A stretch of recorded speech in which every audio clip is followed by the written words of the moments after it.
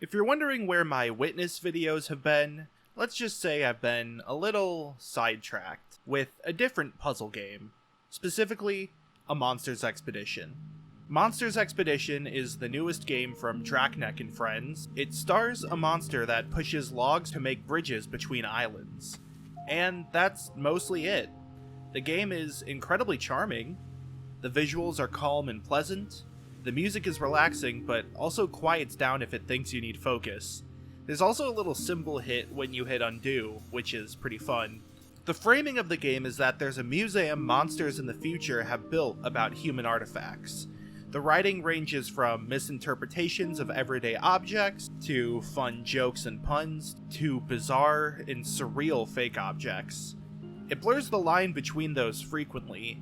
Sometimes inanimate objects are personified in ways that sound like misinterpretations, but sometimes they're also quoted as if they were in fact talking. It also takes place in the future, so some of those fake inventions could be real, just in the game's timeline. This all takes a lighthearted tone, even when weird things get involved. But that's not the only reason I'm captivated by this game. It's a solid portion, but there's something else at play. Well, the gameplay. Alright, this is big spoiler alert here. If you're interested in the game yet, play it because I'm going to spoil the mechanics. A Monsters Expedition focuses mainly on one object: trees. Trees can be pushed down and moved in very specific ways, and over the course of the game, very few objects are ever introduced. There are fast travel postboxes, big trees, and rocks, which obviously don't move. The trees are the core of the game, and luckily they're extremely deep. As the game progresses, more and more properties of the trees are unveiled and built upon. You can push trees over fallen ones like bridges or like little bumps. You can make rafts that move around the water. You can push rafts that have logs on them, and so forth. Puzzles rarely feel like rehashes despite the sheer volume of islands. The game is also very open. There are several branching paths to get from the start to the end. At least one of those has to be completed before the end is even accessible. Puzzles are split into archipelagos of various biomes that share themes and puzzle concepts, which helps give a sense of progression and exploration as you continue through the game, while also helping you focus on what lessons you're trying to learn or apply. Moving between these archipelagos starts pretty straightforward, but expands as more rafts are created. And now it's time for yet another spoiler alert. If you think this game looks good and you haven't played it, I sincerely recommend you play it because I'm going to spoil even more. So then, here's the question. What's stopping me from kicking a raft off of any island? There's water all around, so maybe there's a chance I can make something push out and onto somewhere else? A Monsters Expedition uses mainly one object, which means as you learn its properties, you can apply those properties to earlier puzzles. Many alternate pathways or secrets involve returning to older islands and exploring new properties. Sometimes this involves direct backtracking, where some secrets are only accessible after clearing more puzzles down the line. Sometimes they can be reached on your first visit to an island, but only with careful consideration and full knowledge of the rules. In a way, they act as exploration gates like in a Metroidvania, but based mostly around understanding and creatively applying that knowledge. A Monsters Expedition is open. Its minimalist islands don't feel isolated and don't act isolated. Since rafts can push off from other logs, every shoreline could be a potential launching point. Since logs can be shipped across rafts, separate islands and archipelagos can turn into complex networks of wooden walkways.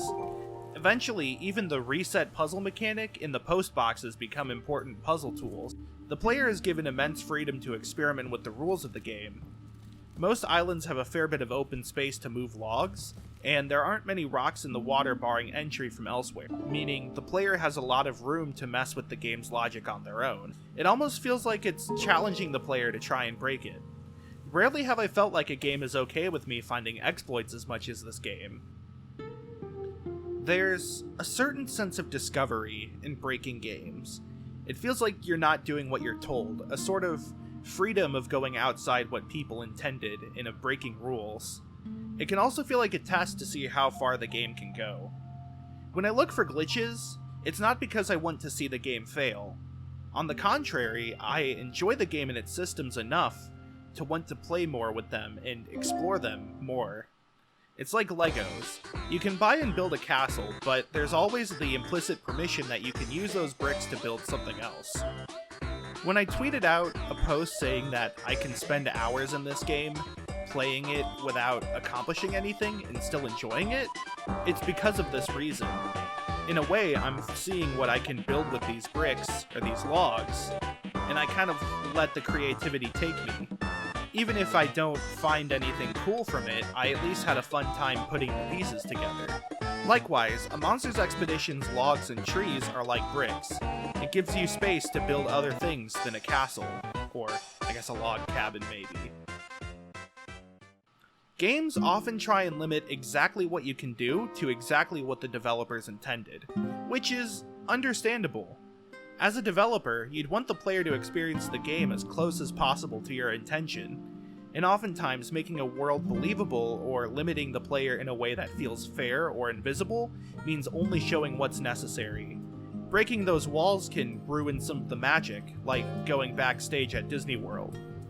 However, with Monsters Expedition, it almost seems welcome to being broken, as if the world is one giant puzzle. Much like the trees in the museum, the game's intended path and limits feel set up only to be toppled.